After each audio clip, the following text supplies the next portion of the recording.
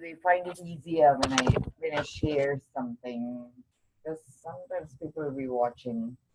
I did actually the first internet posting I did. I used to have a blog in 1990, I think 1996, in Massachusetts. Mass General Hospital gave me my first, internship, so to speak. I was working with radiology group. It's called um, PACS. They had the system, picture archiving system, and I think we all worked together. Dr. Keith Dreyer, we all had a little cubicle, and there was a system that was being developed called Amicus. Now it's like huge. They are probably zillionaires, Right. but we all sat in the same room. So they got us like a lot of computers and stuff. They said, "Oh, design what you want." So people said, "Oh, just internet is being born. Everybody's misusing it and stuff." I said, if I can change the world one person at a time, I'm going to just only post the quotes. And that's how my Positive Anonymous was born, literally, I should say, in Mass General. Mhm. And this guy from Japan wrote to me. He says he was so depressed one night, and he says he was sitting alone, contemplating, his end of life, and he came across my blog, and he says, for some random reason, a quote I wrote for that day shifted his life.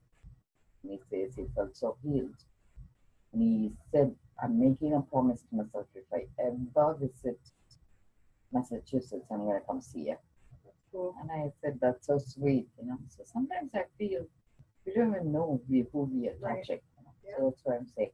So what I'm coming back to is, first of all, to connect with our heart. There's a new breathing technique I learned from my teacher, so I'm going to share it with you.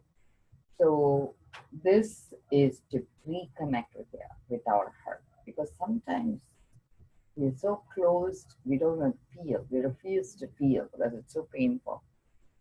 But even if it is painful, opening the heart is the only way to begin a life, and you're going to start another life, right? So until you feel the life, you are not going to be tuned in with your inside. So the first thing is, like we were speaking about the breathing technique. So the technique is this is a very nice way to reconnect the heart center. So imagine, because all your truth, the organ that vocalizes it is called VAK, VAAK, which means you speak out your truth. You speak your truth. Even before you speak your truth, you perceive your truth in your heart, and then you think it. The reason is they actually did a PET scan, functional MRI, and also the EEG study together. This is fascinating. I love this quirky stuff I learned. Yeah. So I don't know which company was it. So it's called fMRI study. So they were asking random questions to people, and they were sending electrical impulses to measure, which is firing, the neurons, and then the blood supply. And they asked certain questions which the people, nerve fire and stuff. But when they asked questions that made them have an insight into the issue, the blood supply, fMRI, lit up first, and it took some lag, and then the nerve fired. The conclusion was the heart knows the truth before the brain gets it. And I was thinking that's fascinating. So I was sharing, I had a dream about this. In this dream, it looked like my mom was in the back of the car, and my dad, and a guy with a white robe was in the driver's seat. And it looks like my mom was causing so much pain in my heart. And I felt so disconnected because she didn't understand my situation. My dad is translating to her essentially what I'm going through. And my mom, I could feel her heart agonizing. And she didn't understand how to take away my pain, but she gets it now. So I am so choked up. I am so glad she gets it. but I don't have the ability to talk. I'm all choked up. When you're choked up, you cannot even say anything. Like, your voice is like all cut off. That was the situation. So the guy with the white robe arrives at the resort or whatever we were staying at. It almost feels like a Cape house. We get out and all the flowers looks like made of sand. I would say that's a weird. Yeah. And it felt like a sand dollar. I was saying, is sand dollar a flower? I was thinking. But come to find out, sand dollar is actually an animal.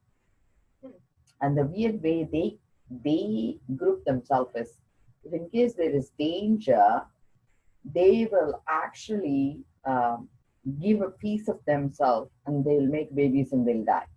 Huh. And the babies hang out together to create a bigger structure so they can protect themselves.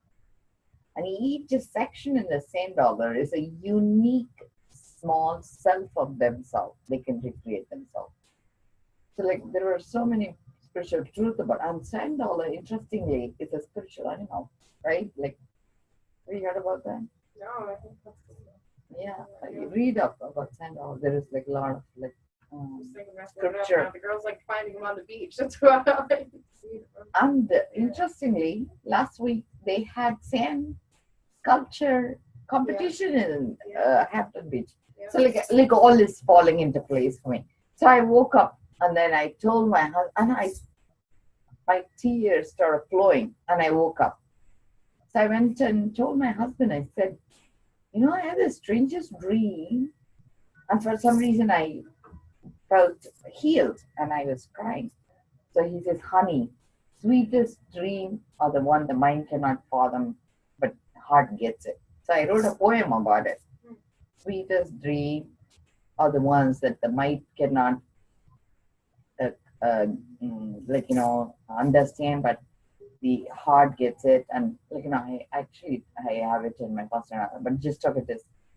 So wake up and begin a journey to bridge the gap for the child within.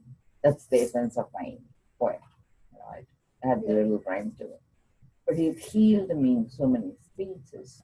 So the reason I'm bringing it up is, like my teacher says, you can either go and find your diagnosis and ask for what the gender of your baby is. That's one way. Or like this meditation week is, God is everywhere and ever present, waiting to lend a helping hand. So the only thing he's asking for us is to stretch out our hand and heart and ask for help. The minute you ask for help, is given. So he says, if you want to change the destiny of your child or want a specific gender, come to me.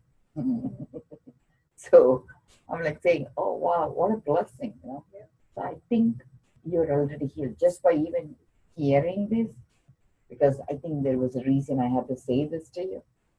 And I know you're going to be fine. Your baby's going to be fine. And you're going to exactly get the baby that's going to be your heartfelt wish, which you know already. You don't even need to tell me. I can see it in your face. I think you're going to get exactly what you want. Don't worry.